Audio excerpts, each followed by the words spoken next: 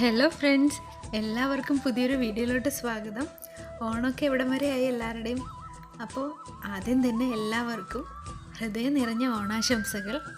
ഇന്ന് ഞാൻ ഉണ്ടാക്കാൻ പോകുന്നത് ഒരു സദ്യയാണ്. കുഞ്ഞു സദ്യയാണ്, ചെറിയ പച്ചക്കറികൾ കൊണ്ട് ഒരു ചെറിയ സദ്യ. ഈ വീഡിയോ എല്ലാവരും കണ്ടതിന് ശേഷം ഇത് ഇഷ്ടപ്പെടുകയാണെങ്കിൽ ലൈക്ക് ചെയ്യാനും ഷെയർ ചെയ്യാനും അതുപോലെ തന്നെ നിങ്ങളുടെ അഭിപ്രായങ്ങളൊക്കെ കമൻറ്റ് ചെയ്യാനും മറക്കരുത്. പിന്നെ ആദ്യമായിട്ട് ആരെങ്കിലും ഈ ചാനൽ കാണുന്നുണ്ടെങ്കിൽ ഒന്ന് സബ്സ്ക്രൈബും ചെയ്തേക്കണേ. ആദ്യം സദ്യ ഉണ്ടാക്കുന്നതിന് മുൻപ് നമ്മൾ സദ്യയിൽ എന്തൊക്കെ വിഭവങ്ങളാണ് നമ്മൾ ഉണ്ടാക്കാൻ പോകുന്നതെന്നുള്ളത് ആദ്യം തന്നെ ഒരു പ്ലാൻ ചെയ്ത് വെക്കണം. ഇപ്പം ഞാൻ ഈ സദ്യയിൽ ഉണ്ടാക്കാൻ പോകുന്നത് ഇഞ്ചിപ്പുളി, ഓലൻ, ക്യാബേജ് തോരൻ, പിന്നെ കൂട്ടുകറി, എരിശ്ശേരി, ഒരു മെഴുക്ക് പുരട്ടി, ക്യാരറ്റ് ബീൻസിൻ്റെ, പിന്നെ ബീട്രൂട്ട് പച്ചടി, അവിയൽ, സാമ്പാർ, ചെറുപയർ പായസം.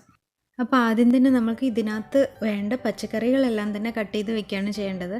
കാരണം അതാണ് കൂടുതൽ എളുപ്പം. അപ്പോൾ ഒരുമിച്ച് കട്ട് ചെയ്ത് വയ്ക്കാം, അതിന് ശേഷം നമ്മൾക്ക് ഓരോന്നായിട്ട് ഉണ്ടാക്കാം.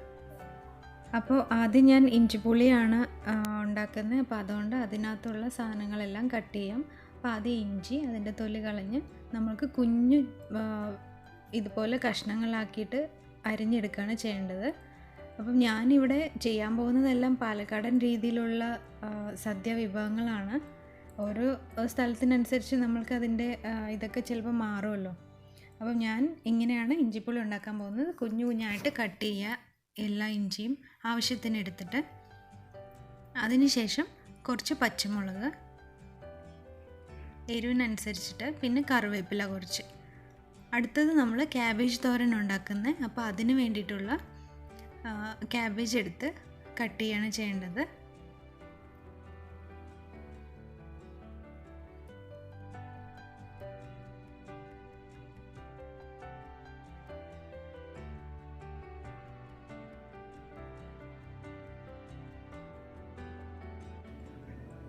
അടുത്തത് നമ്മൾ അവിയലിനുള്ള പച്ചക്കറികളെല്ലാം മുറിച്ചെടുക്കാം.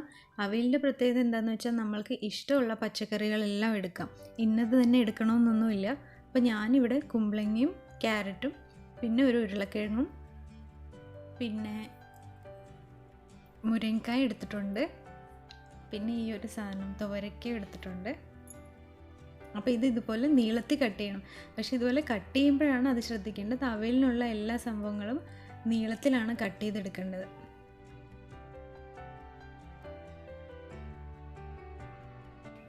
അടുത്തത് എരിശ്ശേരി ഉണ്ടാക്കുന്നത്. അതിന് വേണ്ടിയിട്ട് മത്തൻ പീസസ് ആയിട്ട് കട്ട് ചെയ്ത് വയ്ക്കാം. പിന്നെ കൂട്ടുകറിക്ക് വേണ്ടിയിട്ടുള്ള കുമ്പളങ്ങയും ചേനയും. കുമ്പളങ്ങയും ചേനയാണ് നമ്മൾ കൂട്ടുകറിക്ക് ഉപയോഗിച്ചത്. ഇനി അടുത്തത് സാമ്പാറിൻ്റെ കഷ്ണങ്ങളാണ്. അപ്പോൾ അതിന് വേണ്ടിയിട്ട് കുമ്പളങ്ങ, ക്യാരറ്റ്, മുരിങ്ങക്കായ്, അതുപോലെ ചെറിയൊരു മത്തൻ്റെ കഷ്ണം ഇടുന്നുണ്ട്, ഉരുളക്കിഴങ്ങ്, വഴുതനങ്ങ, തക്കാളി, വെണ്ടയ്ക്ക, പിന്നെ ഒരു സവാളയും, അത്ര തന്നെ. അപ്പം അടുത്തത് ഇത് മെഴുക്ക് പുരട്ടി ഉണ്ടാക്കാനാണ്. അപ്പോൾ മെഴുക്ക് പുരട്ടിക്ക് ക്യാരറ്റും ബീൻസും കുഞ്ഞു കുഞ്ഞായിട്ട് കട്ട് ചെയ്യാം. ഇത് ഓലൻ ഉണ്ടാക്കാൻ വേണ്ടിയിട്ട് കുമ്പളങ്ങയും ഉരുളക്കിഴങ്ങും,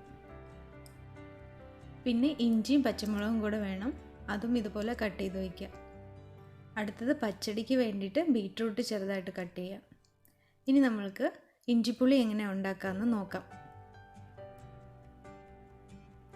അപ്പോൾ അതിന് വേണ്ടിയിട്ട് എണ്ണയിലോട്ട് നമ്മൾ കുറച്ച് വെളിച്ചെണ്ണയാണ് ഞാൻ ഇതിനകത്ത് ഉപയോഗിക്കുന്നതെല്ലാം. വെളിച്ചെണ്ണയിലോട്ട് ഇഞ്ചിയും പച്ചമുളകും കറിവേപ്പിലയും എല്ലാം ഒരുമിച്ചിടാം. ഇതിനകത്തുള്ള വെള്ളത്തിൻ്റെ എന്തെങ്കിലുമൊക്കെ ഉണ്ടെങ്കിൽ അതെല്ലാം എണ്ണയിലിട്ട് വറുത്തെടുക്കുമ്പം പോവല്ലോ. അപ്പം നന്നായിട്ട് വറുത്തെടുക്കണം. നല്ല ബ്രൗൺ കളർ ആവുന്നത് വരെ വറുത്തെടുക്കണം ചെയ്യേണ്ടത്. അതിനുശേഷം നമ്മൾ പുളിവെള്ളം ഒഴിക്കണം. ആവശ്യത്തിന് പുളി ഒഴിച്ചിട്ട് ഇത് നന്നായിട്ട് കുറുക്കിയെടുക്കുകയാണ് ചെയ്യേണ്ടത്. അപ്പോൾ ഇങ്ങനെ തിളച്ച് വരുന്ന സമയത്ത് നമ്മൾക്ക് ആവശ്യത്തിന് ഉപ്പിടാം. അതിനുശേഷം ശർക്കര, മധുരത്തിനനുസരിച്ച് ശർക്കര ഇടണം. അത് നന്നായിട്ട് തിളപ്പിക്കുക.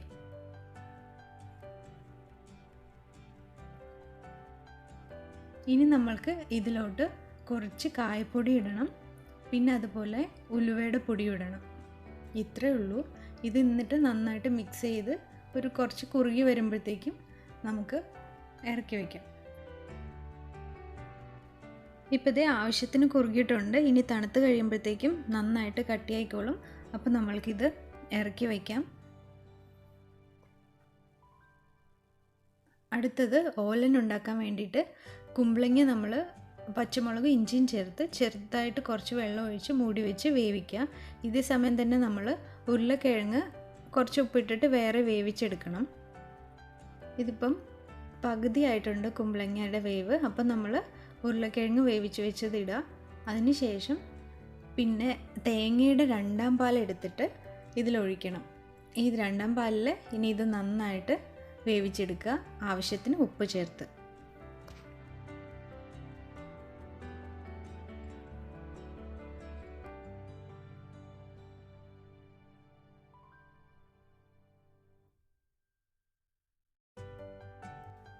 ഇപ്പം ഇതെല്ലാം നന്നായി കുറുകി വന്നിട്ടുണ്ട്.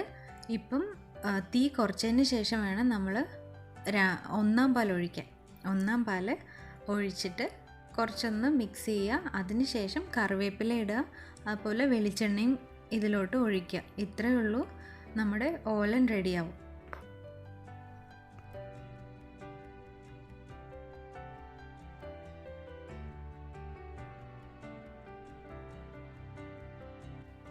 അടുത്തത് അവിയലാണ് ഉണ്ടാക്കുന്നത്. ഇതും എല്ലാം പാലക്കാടൻ രീതിയാണ്. അപ്പം നമ്മൾ ആവശ്യത്തിന് കുറച്ച് വെള്ളം ഒഴിച്ചിട്ട് ഉപ്പും കൂടെ ചേർത്തിട്ട് വേവിക്കാൻ വയ്ക്കുക. ഇത് അധികം വെന്ത് കുഴയേണ്ട ആവശ്യമില്ല, ഒരു 1/4 വേവ് മാത്രം ആയാൽ മതി. കഷ്ണങ്ങളൊന്നും ഉടയാൻ പറ്റില്ല.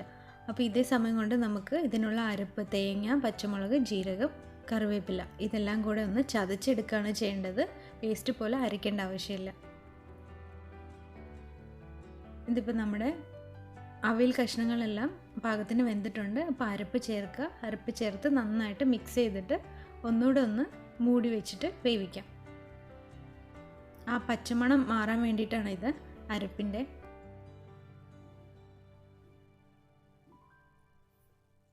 ഇപ്പോൾ ഇത് എല്ലാം റെഡി ആയിട്ടുണ്ട്. അപ്പോൾ നമ്മൾക്ക് അവസാനം തൈര് ഒഴിക്കുകയാണ് ചെയ്യേണ്ടത്. ആവശ്യത്തിന് പുളിയുള്ള തൈരാണ് ഒഴിക്കേണ്ടത്. ഒഴിച്ച് നന്നായിട്ട് മിക്സ് ചെയ്തിട്ട് അപ്പോൾ തന്നെ നമ്മൾ ഇറക്കണം. ഇറക്കിയതിന് ശേഷം വെളിച്ചെണ്ണ ഒഴിക്കുക, കറിവേപ്പില ഇടുക. ഇത്രയേ ഉള്ളൂ, നമ്മുടെ അവിയൽ റെഡി ആയിട്ടുണ്ട്. ഇതിനി അടച്ചു വയ്ക്കാം നമുക്ക്. അടുത്തത് ഉണ്ടാക്കാൻ പോകുന്ന ക്യാബേജ് തോരനാണ്. അപ്പോൾ അതിന് വേണ്ടിയിട്ട് ആദ്യം കുറച്ച് വെളിച്ചെണ്ണ ഒഴിക്കുക, കടുക് പൊട്ടിക്കുക. അതിന് ശേഷം ഈ ക്യാബേജ് ഇതിലോട്ട് ഇടുക. ക്യാബേജ് ഇട്ട് നന്നായിട്ടൊന്ന് എണ്ണയിൽ കുറച്ചൊന്ന് വഴറ്റിയെടുക്കുകയാണ് ചെയ്യേണ്ടത്. അതിനുശേഷം ഈ തോരൻ ആവശ്യമായിട്ടുള്ളതും ഈ അവിയലിനുള്ള സെയിം കൂട്ട് തന്നെയാണ്, തേങ്ങയുടെ കൂട്ട്.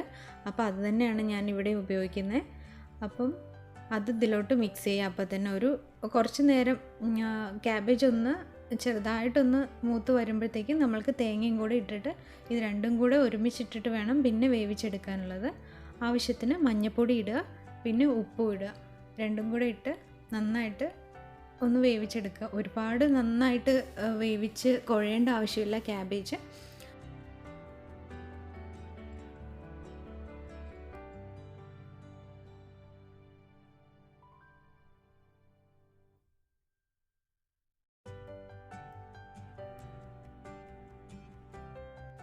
അവസാനം കുറച്ച് കറിവേപ്പില ഇട്ട് കഴിഞ്ഞു. ഇത്രയേ ഉള്ളൂ, നമ്മുടെ ക്യാബേജ് തോരൻ റെഡി ആയിട്ടുണ്ട്.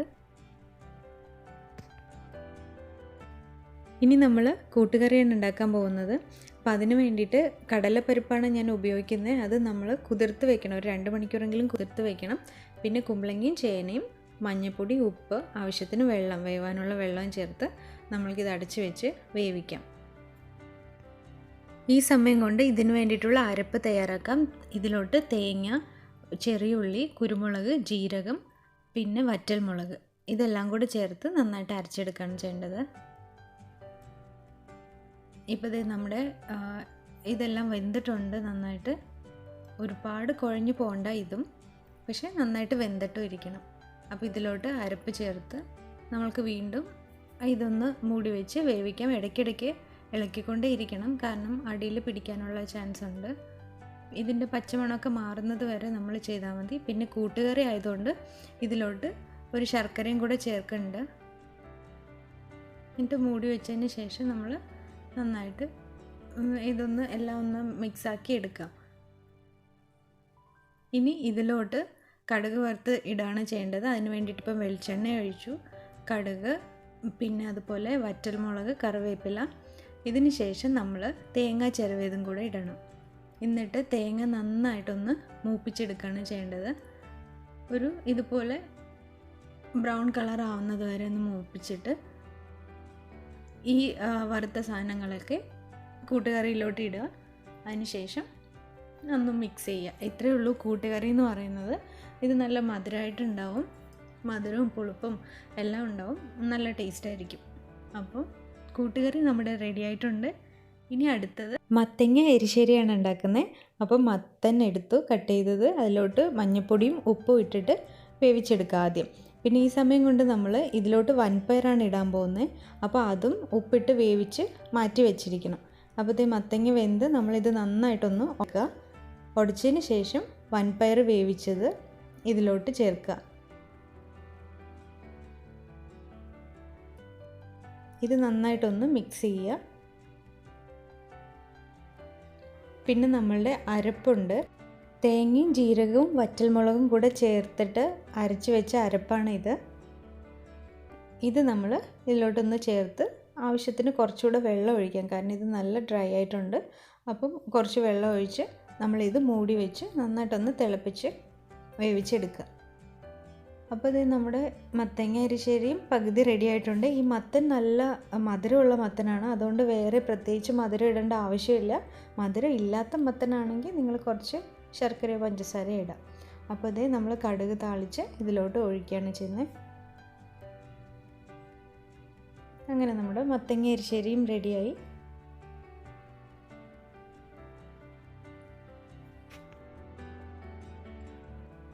ഇനി നമുക്ക് മെഴുക്ക് പുരട്ടിയാണ് ഉണ്ടാക്കേണ്ടത്. അപ്പോൾ അതിന് വേണ്ടിയിട്ട് വെളിച്ചെണ്ണ ഒഴിച്ചു, കടുക് ഇട്ടു. അതിനുശേഷം കുറച്ച് ചെറിയുള്ളി, ഇത് നന്നായിട്ട് ചെറുതായിട്ട് അരിഞ്ഞതാണ്, ഇതും ഇട്ട് നന്നായിട്ടൊന്ന് വഴറ്റിയെടുക്കുക. അതിനുശേഷം മഞ്ഞൾപ്പൊടി ഇടുക, ആവശ്യത്തിന് എരിവിന് മുളക് പൊടിയും, പിന്നെ നമ്മുടെ ക്യാരറ്റും ബീൻസും കൂടെ ഇട്ട് നന്നായിട്ടൊന്ന് മുരിച്ച് വഴറ്റിയെടുക്കുകയാണ് ചെയ്യേണ്ടത്. ഉപ്പും ഇടണം, ഉപ്പും ഇപ്പം ചേർത്തിട്ടുണ്ട്. അവസാനം കറിവേപ്പില ഇട്ട് അത് നമ്മുടെ ക്യാരറ്റ് ബീൻസ് മെഴുക്ക് പുരട്ടിയും റെഡി ആയിട്ട് കഴിഞ്ഞു. ഇനി നമ്മൾക്ക് പച്ചടി ഉണ്ടാക്കണം. അപ്പോൾ അതിന് വേണ്ടിയിട്ട് ബീറ്റ്റൂട്ട് വേവിച്ചെടുക്കാം ഉപ്പ് ചേർത്ത്.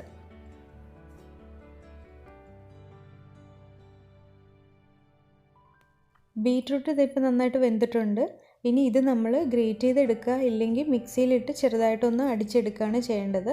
അപ്പോൾ ഇതിന് വേണ്ടിയിട്ടുള്ള അരപ്പ് നമ്മൾക്ക് തയ്യാറാക്കണം. തേങ്ങ, ജീരകം, പച്ചമുളക്, കുറച്ച് കടുക് ഇതും ചേർത്ത് നന്നായി പേസ്റ്റ് പോലെ അരച്ച് ഈ ഗ്രേറ്റ് ചെയ്ത് വെച്ച ബീറ്റ്റൂട്ടിലോട്ട് ചേർത്ത് നന്നായിട്ടൊന്ന് തിളപ്പിച്ച് അതിൻ്റെ പച്ചമണം മാറ്റിയെടുക്കുകയാണ് ചെയ്യേണ്ടത്.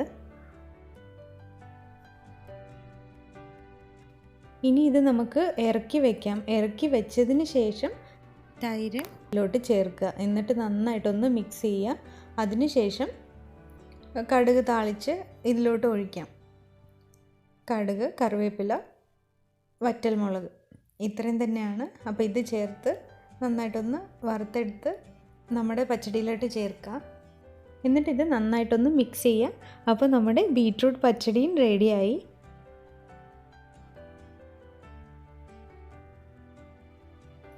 ഇനി നമുക്ക് സാമ്പാർ ഉണ്ടാക്കാം. അപ്പോൾ അതിന് വേണ്ടിയിട്ട് ഞാൻ നേരത്തെ തന്നെ പരിപ്പ് വേവിച്ച് വെച്ചിട്ടുണ്ട്. അപ്പോൾ ആ പരിപ്പിലോട്ട് നമ്മുടെ എല്ലാ സാമ്പാർ കഷ്ണങ്ങളെല്ലാം ഇടുക. ഇട്ടതിന് ശേഷം ആവശ്യത്തിന് വെള്ളം ഒഴിച്ച് ഉപ്പും മഞ്ഞൾപ്പൊടിയും ചേർത്ത് വേവിക്കാൻ വയ്ക്കുകയാണ് ചെയ്യേണ്ടത്. പിന്നെ ഇതിന് വേണ്ടിയിട്ടുള്ള പുളി നേരത്തെ തന്നെ വെള്ളത്തിലിട്ട് വെക്കണം. അതും ഇഞ്ചിപ്പുളിക്കും സാമ്പാറിനും വേണ്ടിയിട്ട് ഒരുമിച്ചിട്ടാലും മതി, രണ്ടിനും ഒരേ ഇത് തന്നെ ഉപയോഗിക്കാം, കുറച്ച് കൂടുതൽ ഇട്ടാൽ മതി. ഇനി ഒരു പാൻ അടുപ്പത്ത് വെച്ച് കുറച്ച് വെളിച്ചെണ്ണ ഒഴിച്ചതിന് ശേഷം കായം വറുത്തെടുക്കണം. പിന്നെ നമ്മൾ ഇതേ എണ്ണയിൽ തന്നെ വെണ്ടയ്ക്ക ഉണ്ടല്ലോ അതും വറുത്തെടുക്കണം. വെണ്ടയ്ക്ക വറുക്കണം. പിന്നെ ഉള്ളി അരിഞ്ഞ് വെച്ചത് അതും ചെറുതായിട്ടൊന്ന് വഴറ്റിയെടുക്കണം. ഒരുപാട് വഴറ്റേണ്ട ആവശ്യമില്ല. പിന്നെ തക്കാളി, ഇത് മൂന്നും നന്നായിട്ട് വഴറ്റിയെടുത്ത്, കാരണം സാമ്പാറിൻ്റെ അവസാനമാണ് ഇതിടുക. അപ്പോൾ ഇത് വേവിക്കേണ്ട ആവശ്യമില്ല സാമ്പാറിലിട്ട്. പിന്നെ നമ്മൾ പാലക്കാടൻ രീതിയിലുള്ള സാമ്പാറാണ് ഉണ്ടാക്കുന്നത്. അപ്പോൾ അതുകൊണ്ട് തേങ്ങ വറുത്തെടുക്കണം. തേങ്ങ ചെറുതായിട്ട് മൂത്ത് വരുമ്പം നമ്മൾ ഒരു ചെറിയ കഷ്ണം വെളുത്തുള്ളി ഇടുക. അതിന് ശേഷം വറ്റൽമുളക് ഇടുക. നമ്മൾ സാമ്പാറിലും മുളക് പൊടി ഇടും, അപ്പോൾ അതിനനുസരിച്ച് എരിവിനനുസരിച്ച് ഇട്ടാൽ മതി. പിന്നെ ഒരു കറിവേപ്പില, മഞ്ഞൾപ്പൊടി, ഇതെല്ലാം ഇട്ട് നന്നായിട്ടൊന്ന് മൂപ്പിച്ചെടുക്കുകയാണ് ചെയ്യേണ്ടത്. ഒരുപാട് നമ്മൾ തീയലിനൊക്കെ ചെയ്യുന്ന പോലെ ഇട്ട് വറുത്തെടുക്കരുത്. ചെറുതായിട്ടൊന്ന് തേങ്ങ ഒന്ന് മൂത്താൽ മാത്രം മതി. കായവും ഞാൻ നേരത്തെ വറുത്ത് വെച്ച കായവും ചേർത്തിട്ടുണ്ട്. ദേ ഇപ്പം ഈ ഒരു പരുവമായിട്ടുണ്ട്. ഇത്രയും മതി. നമ്മൾക്കിനി ഇത് അരച്ചെടുക്കാം. അപ്പോൾ നമ്മുടെ സാമ്പാർ ഇതാ കഷ്ണങ്ങളെല്ലാം വെന്തു.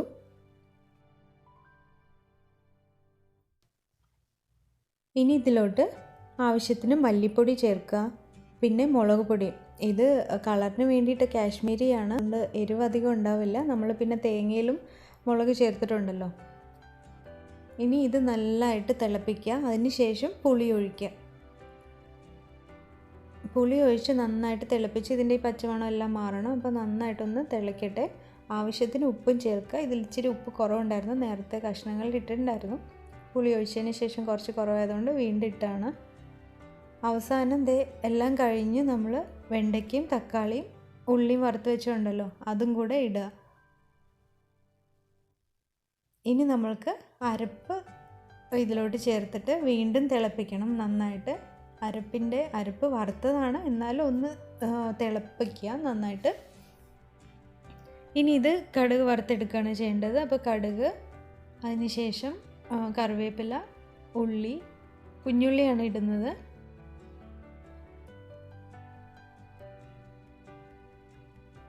ഇത് നമ്മുടെ സാമ്പാറിലോട്ട് ചേർക്കുക, മിക്സ് ചെയ്യുക. അത്രേ ഉള്ളൂ, നമ്മുടെ സാമ്പാർ റെഡി ആയിട്ടുണ്ട്. ഇനി നമുക്ക് പായസം ഉണ്ടാക്കാം. ചെറുപയർ ഉണ്ടാക്കുന്നത്. അപ്പോൾ ഇതുപോലെ രണ്ടായിട്ടുള്ള ചെറുപയറാണ് ആദ്യം വറുത്തെടുക്കണം. നല്ലൊരു മണം വരും, അതുവരെ വറുക്കുക. അതിന് ശേഷം നമ്മൾ തേങ്ങാപ്പാലിലാണ് വേവിച്ചെടുക്കേണ്ടത്. ഇത് നമ്മൾ കുക്കറിൽ വെച്ച് വേവിക്കാം, അതാണ് എളുപ്പം. ഇതിപ്പോൾ ഞാൻ ഇതിനകത്ത് തിളച്ചൊക്കെ പോകുന്നുണ്ട്. അപ്പം അത് നന്നായിട്ട് വെന്തിട്ടുണ്ട്. ഇപ്പം വെന്തതിന് ശേഷം നമ്മൾ ശർക്കര ഇടുക. ആവശ്യത്തിന് മധുരത്തിനനുസരിച്ച് ശർക്കര ഇടുക. അതിന് ശേഷം വീണ്ടും ഒന്ന് തിളപ്പിച്ചെടുക്കുക. പിന്നെ നമ്മൾക്ക് മണത്തിന് വേണ്ടിയിട്ട് കുറച്ച് ഏലക്കാപ്പൊടി അതും ചേർത്ത് നന്നായിട്ടൊന്ന് മിക്സ് ചെയ്യുക. തീ ഓഫ് ചെയ്തതിന് ശേഷം നമ്മുടെ കട്ടി തേങ്ങാപ്പാലുണ്ടല്ലോ, ഒന്നാം പാല്, അതൊഴിക്കണം. ആദ്യം രണ്ടാം പാൽ ഉപയോഗിച്ചിട്ടാണ് നമ്മൾ വേവിച്ചെടുക്കുന്നത്. പിന്നെ നമ്മൾ അവസാനമായിട്ട് നമ്മുടെ അണ്ടിപ്പരിപ്പും മുന്തിരിയും കൂടെ നെയ്യിൽ വറുത്തെടുത്തത് ഇടുക. അത്രയേ ഉള്ളൂ, നമ്മുടെ പായസവും റെഡി ആയിട്ടുണ്ട്. ഇനി അവസാനത്തെ വിഭവമാണ് പപ്പടം. അപ്പോൾ പപ്പടം വറുത്തെടുക്കുക. അത് പ്രത്യേകിച്ചൊന്നുമില്ല, എല്ലാവരും പപ്പടം വറുത്തെടുക്കാം. പിന്നെ ഇത്രയേ ഉള്ളൂ. അപ്പം സദ്യയെല്ലാം ഈ നമ്മുടെ വിഭവങ്ങളെല്ലാം റെഡി ആയിട്ടുണ്ട്. ഇനി നമുക്കിത് ഓരോന്നായിട്ട് വിളമ്പിയെടുക്കാം.